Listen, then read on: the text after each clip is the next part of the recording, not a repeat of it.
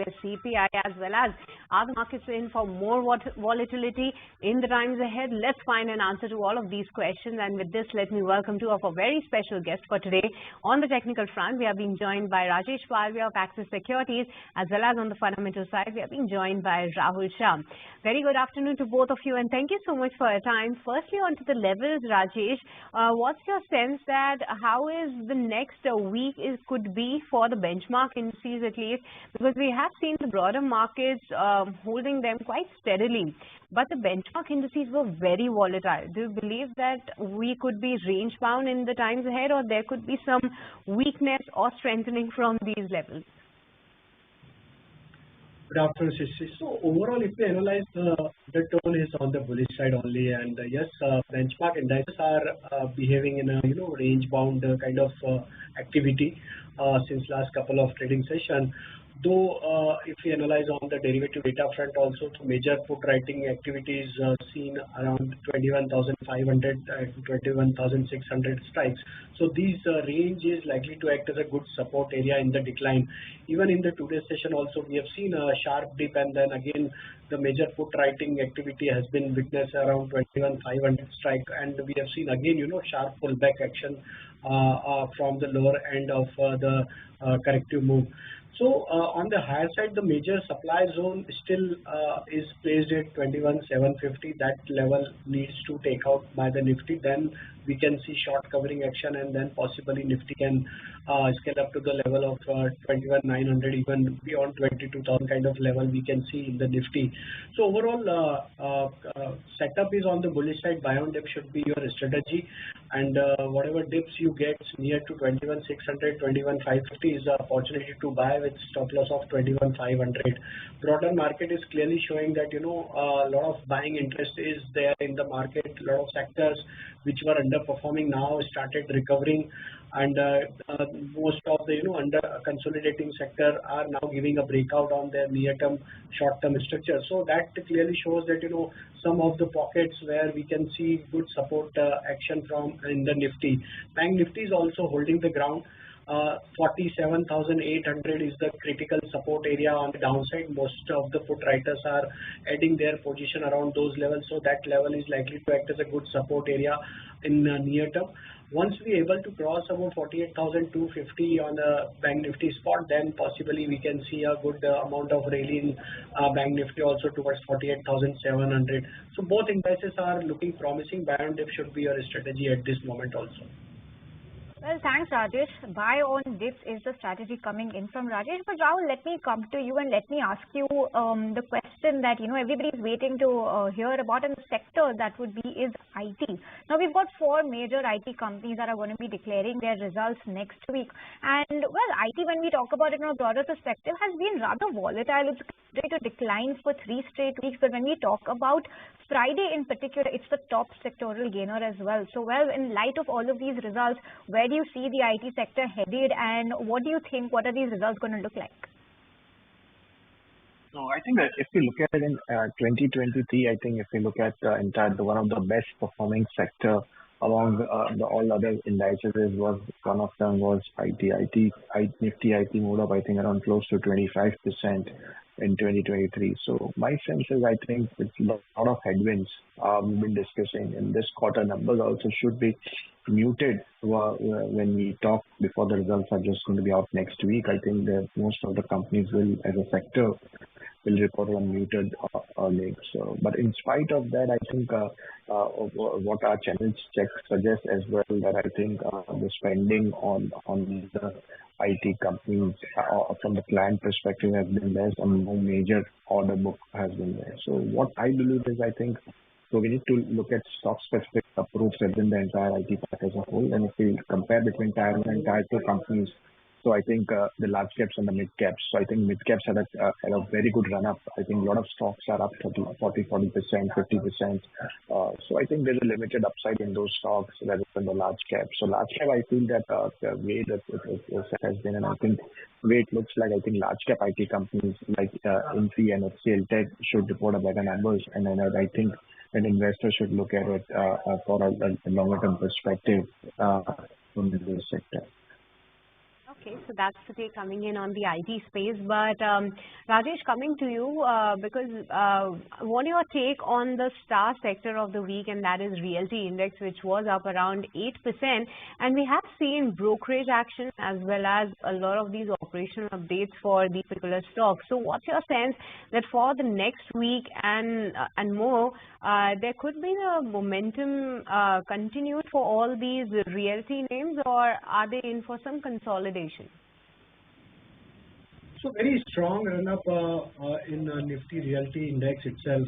We have seen almost it gained around 8% kind of momentum in this current week. And looking at the overall structure for Nifty Realty Index, we believe that this momentum can extend further.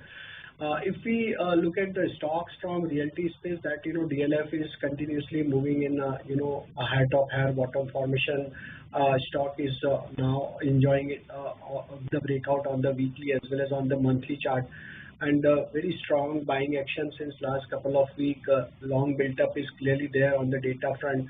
So we believe that DLF can continue furthermore upside. We are projecting target towards 820, 830 on the higher side.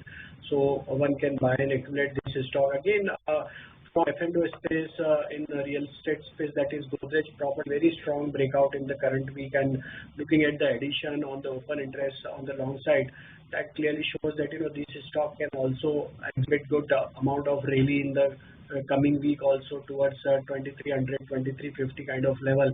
So one can look to buy this stock also with stop loss of 2170. From cash segment, Macrotech developer Lodha is looking very promising. Very strong buying action in last couple of trading session, and that clearly shows if we can see a good amount of rally in coming trading session. Also, we are projecting target towards 1250 to 1300 on a positional basis. So Lodha one can look to buy with stop loss of 1020. So most of the real estate stocks have done well, and we believe that another 5 to 10% kind of rally we can expect in coming week also in the near term basis for most of the real estate space. All right, Rajesh, thanks for your take on the real estate space. But Rahul, with that, let me come back to you and let's talk about PSU banks, because that's one space that has seen some spectacular movements in the days gone by and as well as the last year as well. And do you think that if anybody wants to enter the space now, is it too late? Is the run up too high already, or do you see further upside in this space as well? So I think that way we've seen in last 6 months, I think PSU banks have been the star on the streets, and I think performing better than the private sector banks. And I feel that this last 2 years, if you look at it, especially last 6 to 7 quarters, if I talk about it, then I think it's all about the PSU banks. The numbers have been better, and what the management has guided, most of the banks have delivered the same way.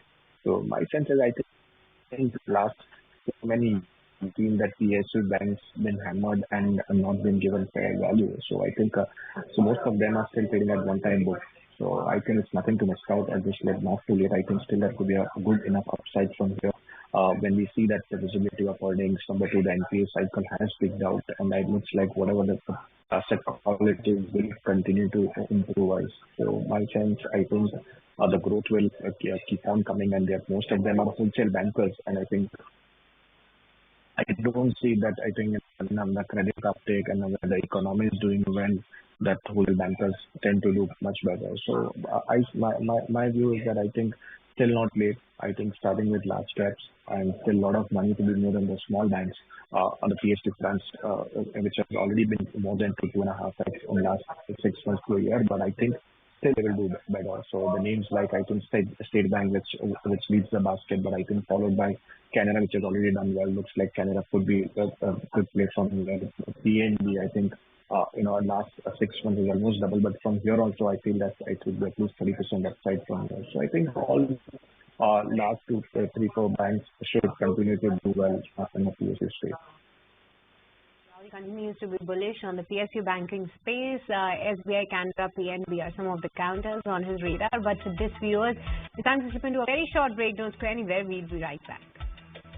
Hi Hi there, welcome back, and thanks so much for staying tuned to your trades. This is ET now. With that, let's continue the discussion with both our guests. And well, Rahul, let me come back to you and let's talk about any broader sector, any themes or stock-specific ideas that you are liking for the month of January after all this volatility that the market has seen recently.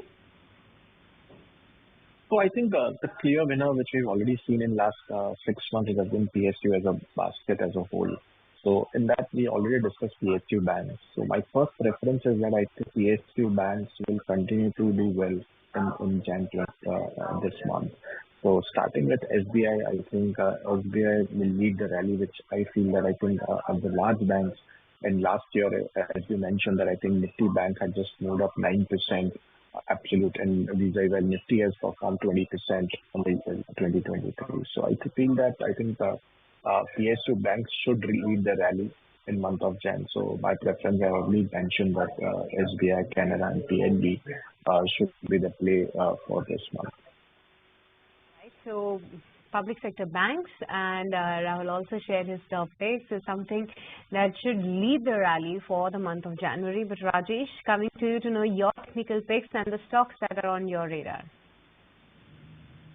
So 3 stock idea. First is Poonawalla Fincorp, a very strong breakout on a weekly chart, and looking at overall structure for this stock, we believe that now stock can continue further more upside towards 490, 500 kind of zone. So one can look to buy Poonawalla Fincorp at this moment, and looking at the breakout weekly chart, we believe that this momentum we can see in very short period of time. One can keep the stop loss of 448 to buy Poonawalla Fincorp. Another stock is from pharma space, that is Biocon. After a long underperformance, now very strong breakout on weekly chart. Volume action is very encouraging. Long built up is clearly there on derivative data. Looking at the breakout on the weekly as well as on the daily chart, we believe that Biocon can continue further more upside in coming week. We are projecting target towards 308 to 315. One can buy with stop loss of 284. And the third stock is from capital goods, that is L&T. Long built up is there in today's session. After a brief corrective move, stock has taken the support from its important support area, near-term support area of 20-day moving average, and now stock is now poised to give breakout of its previous swing high also. So looking at the overall structure, we believe that L&T can exhibit further more upside towards 3600, 3620. So one can buy this stock with stop loss of 3500. Those are the technical picks coming in from Rajesh. But Rahul, coming to you for your last, wanted to understand what's your take on the upcoming event in Gujarat, that is Vibrant Gujarat, because a lot of companies are going there and participating in this event as well, where we understand that there are a lot of MOUs already signed, and a lot of companies have come out with the announcements from the likes of Torrent Power, PFC, NHPC. So any sector that you believe that that's something that investors should look out for, and what's your analysis and what's your expectation from the event? So I think any such events obviously brings the corporates together, and maybe some joint venture or some commitment keeps coming. And we've seen in last so many years by a lot of states been doing this kind of an event. And I think Gujarat, in Vibrant Gujarat, I think last few years has been very successful. So I believe that I think it should continue to do well in terms of events, and also I think as you rightly pointed out, I think so my view is I think this the sign what we've been talking about in the sector, which is also in buses and in the power sector. So I think that should be in a bus, and I think maybe the stock based or companies based in Gujarat, and maybe other than that also should do well in terms of power. So I think one clear winner looks like is Torrent Power. So that's one of it, what we believe, and I think maybe the rest, I think a lot of corporates which the events will keep coming, I think. So I think one other stock we should look at is I think Blackstone Port. In that perspective, what we believe. So I think this is the two stock I think which we believe that I think one should look and focus on this entire event. gentlemen, for joining us on the show. That's the take on the markets coming in from Rahul Shah as well as Rajesh Palviya. Thank you so much for taking the time out and joining us. With that, let's move on and understand what are the key themes and sectors to keep an eye out for as we've kickstarted the new year. So let's listen into what market honchos Ravi Dharamshi, Hiren Ved, as well as Sridhar